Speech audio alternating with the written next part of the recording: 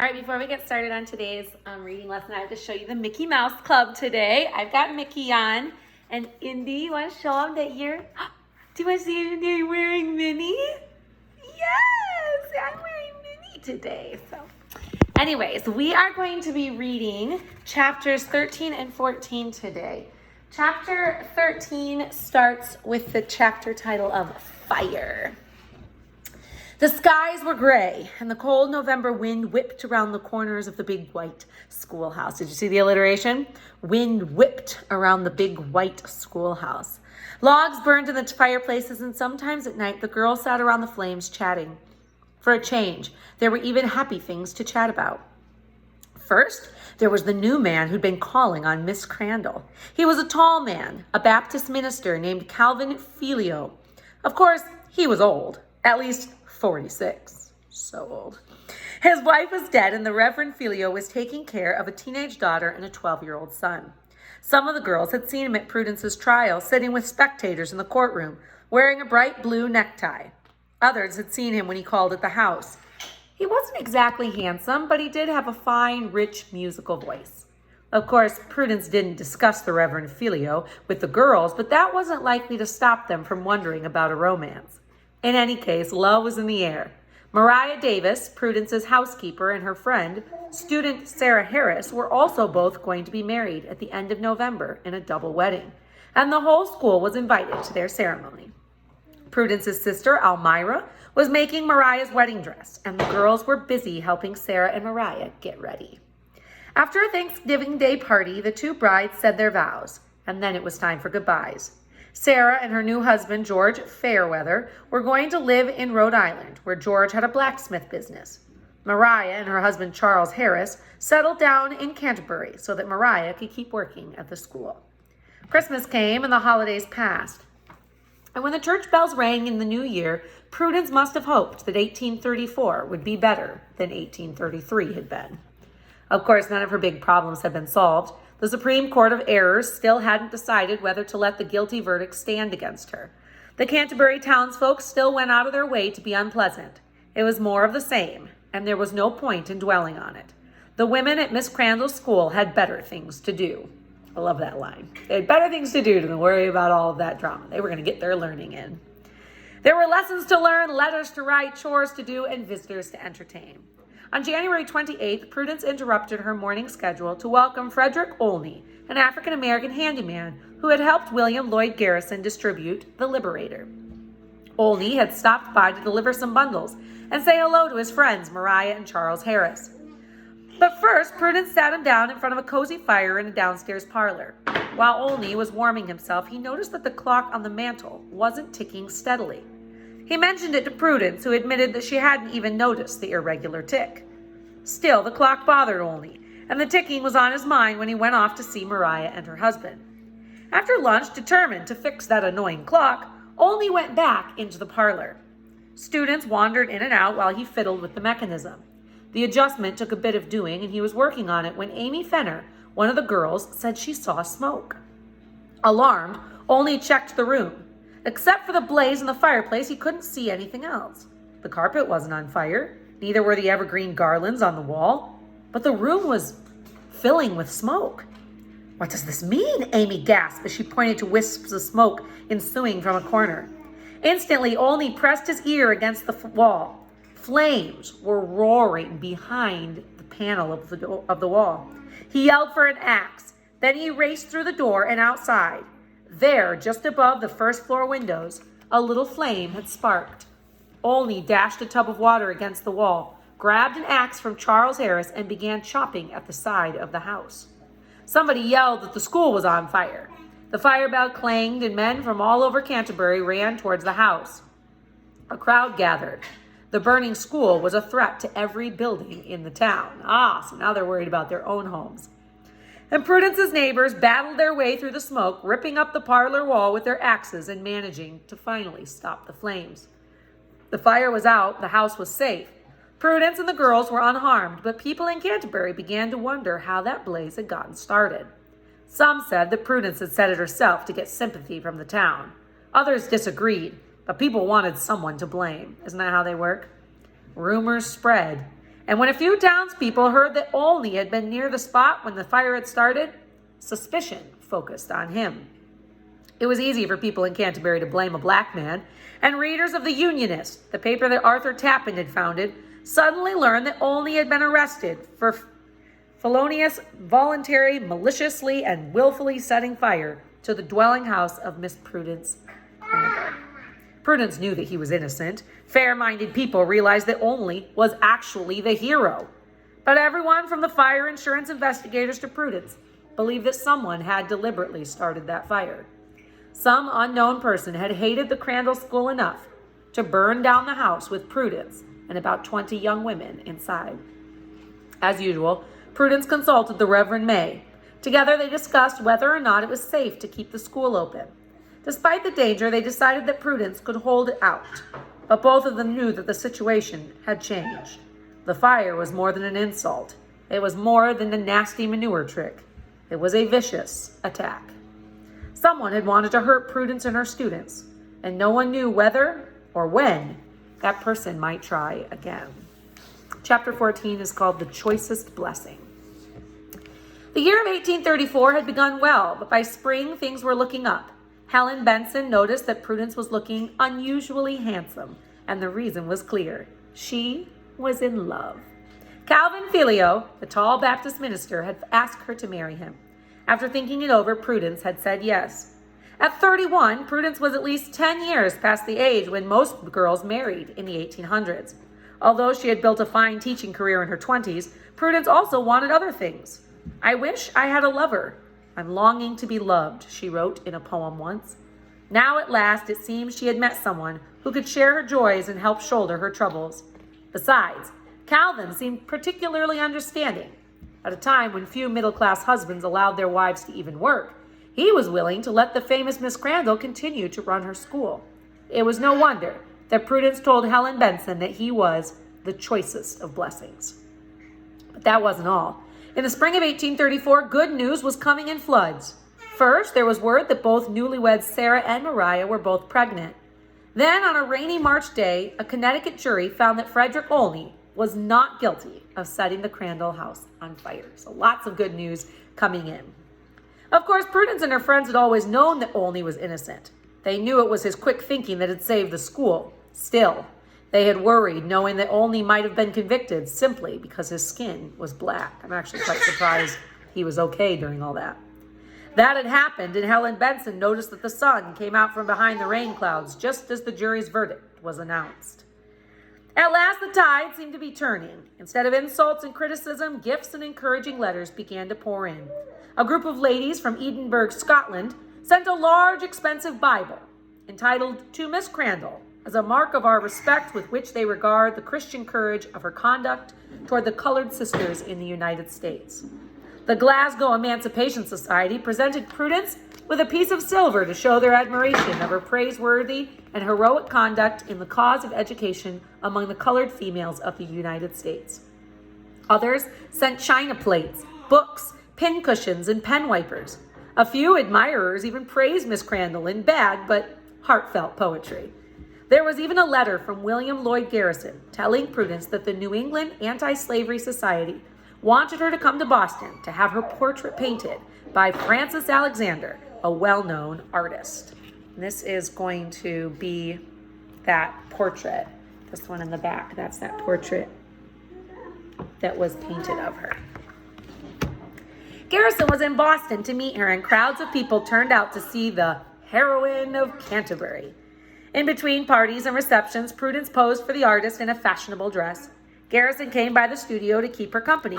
But instead of paying attention to Prudence, he kept staring at a portrait Alexander had painted of a girl who looked just like his fiancée, Helen Benson, one of Prudence's closest friends. So here's the picture of Helen Benson.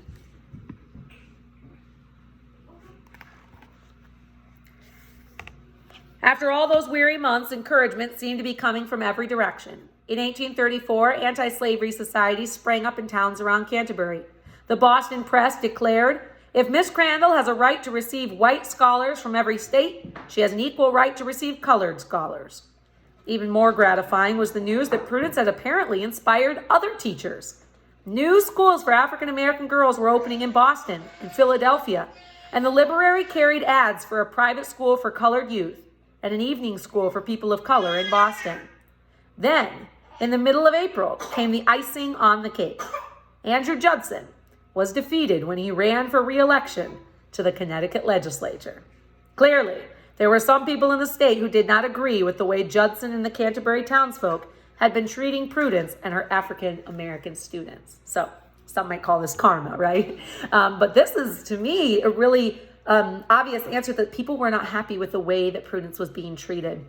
It also shows that it only takes a spark to really get a whole fire going. She does this really difficult thing. She goes through this really hard time, and it inspires people around the world. Other teachers begin saying, no, this is wrong. And if it's wrong, then we should be doing it too. So people start opening these schools up all over the North, which is just really, really cool. Of course, there were still problems. William Burley, Prudence's assistant teacher at the Crandall School, was pelted with rotten eggs as he walked home one night. And Canterbury vandals killed a cat, cut its throat, and hung the corpse on Prudence's gate. That literally would make me bawl. Awful people. What'd the cat do to you? My goodness. Almost as disturbing were the nasty rumors about Prudence's fiance, Calvin Filio. Gossip said he'd been fired from one Connecticut church for acting like a tyrant. A clergyman in another parish accused him of being a little too friendly with married women in his congregation. Some said he was so eager to have a mother of his young children that he'd marry any female on 2 feet. In fact, they said that at one point he'd actually advertised for a wife. So they're really trying to just come at her from all really ugly angles. And rumors and insults can really be hurtful, especially if they are targeted at people that you love. Prudence's friends heard the rumors and began to beg her to be careful. They wanted her to be happy, but they didn't trust Calvin Filio. Helen Benson was suspicious when Calvin refused to even look her in the eye. Remember, that was the girls whose painting he had been staring at. Dr. Roland Green, another of Prudence's abolitionist friends, thought the minister was, in quote, very disagreeable and took a very great dislike to him. Even Prudence was a little worried sometimes when Calvin completely ignored her for weeks on end. That's a red flag. But she couldn't believe the ugly rumors about her. In a letter to her fiance, William Lloyd Garrison, Helen Benson sadly explained that Prudence thought Calvin was almost a perfect being. No one could tell her otherwise, she explained. The trouble was, said Helen, Calvin could make Prudence believe black was white if he chose to. So her friend is saying, we're trying to warn her, we're seeing some red flags, but she believes everything he says. He's perfect in her eyes. June passed, and New England celebrated the 4th of July. Then suddenly, there was terrible news. Race riots had broken out in New York City. Remember, there was a lot of race issues going up in that area. Remember, this is the North again, not the South. People who hated abolitionists and had assaulted members of an anti-slavery society, and the violence has spun out of control. An angry mob had attacked African Americans on the streets. It had also damaged black homes, black churches, and black schools. Rioters burst into the home of Arthur Tappan's abolitionist brother, dragging his furniture into the street and setting it on fire. A day later, armed men had to drive the mob away from Arthur Tappan's store. For Prudence, it was a relief to know that neither of the Tappan brothers had been hurt. But the riot was a terrifying reminder of just how much Americans despised black people and those who stood up for African American rights. Isn't it hard to imagine? It's just hard to imagine that people so recently in our history were so adamant about somebody just based on the color of their skin. And if this is the way people were treating, it says here that just American people in general, there were so many of them, North and South, it doesn't just go away. Remember, whenever someone's saying, oh, well, people aren't racist anymore, or this, it's not an issue anymore, people just need to get over it, it doesn't really go away. It's been very much embedded for many, many people. And I'm not saying that we bring it up if it doesn't exist in a place, but I am saying to be very cautious. If somebody is sharing with you that they have experienced this or that they're still hurt by somebody being prejudiced towards them, listen, because it's very possible that blacks and whites have held on to some of this bitterness that really plagued our nation. It was a reminder Prudence could have done without. She already had plenty of worries. The Supreme Court of Errors was ready to hear her case. And on July 26, 1834, Andrew Judson and Prudence's lawyer, William Ellsworth, presented their arguments to a panel of judges in the Brooklyn courthouse. So now we are somewhere else in a larger city. This time there were no witnesses and no testimonies. The only issue was whether or not the guilty verdict that had been handed down against Prudence at her second trial had been reached in a fair and correct manner. Remember, now they're not talking about the people and the crime. They're seeing if the law itself actually matches the Constitution. That 10th Amendment that says every law that a state makes has to follow the Constitution. Once again, William Ellsworth told the court that Miss Crandall was innocent. The law that she had broken violated the United States Constitution, he argued, because it denied African American citizens the basic rights of all U.S. citizens. Now it was Andrew Judson's turn. Once again, the Canterbury lawyer told the court that Prudence Crandall was guilty. The law she broke did not violate the U.S. Constitution, he said, because the Constitution protected only American citizens, and blacks did not have any citizenship rights. Besides, Judson added, America belongs to a race of white men. Wow. All right. So there we see that whole manifest destiny idea, that whole white supremacy, that it belongs, it was destined, it was given by God to the white race, which just is quite mind-blowing to have believed. The judges listened and considered the arguments. A few days later, they announced their decision. Prudence Crandall was not guilty. Woo! Praise the Lord. She could not be fined for breaking the black law. She could not be put in jail. It was a great victory for Prudence, yet it wasn't a huge triumph. The trouble was the judges had ignored the principal issues in the case. They had not decided whether the Connecticut black law violated the principles of the Constitution, and they had not decided whether African Americans were really citizens of the United States.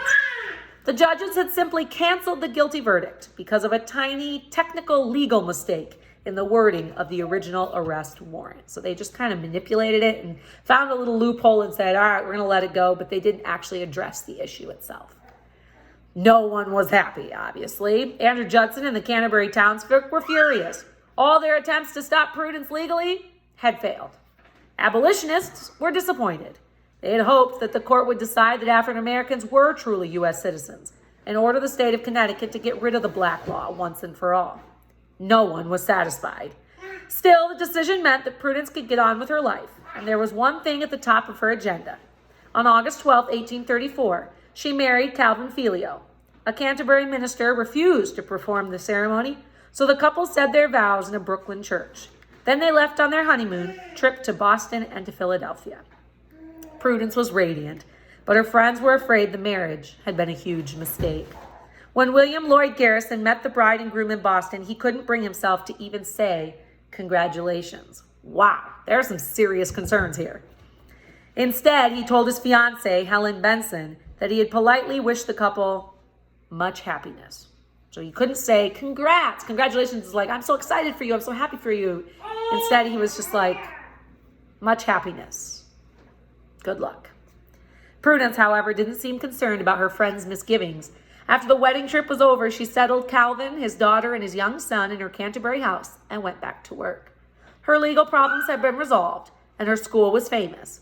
She had a new family to love, and her future was looking very bright. All right, so today we're kind of veering away from the whole idea of prejudices and being a bully, and we're going to talk today. Our discussion is about relationships, okay? So we're going to talk here about this relationship between Calvin and Prudence.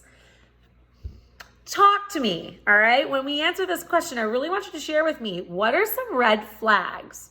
What are some red flags in a relationship that if you see a guy or a girl doing, or if you see somebody doing this to your friend or somebody that you love, or your mom or your dad, if they're dating somebody, what would be a red flag, and what would be a friend's job or a child's job or a parent's job to do in warning you about those red flags? So we see some red flags from Calvin.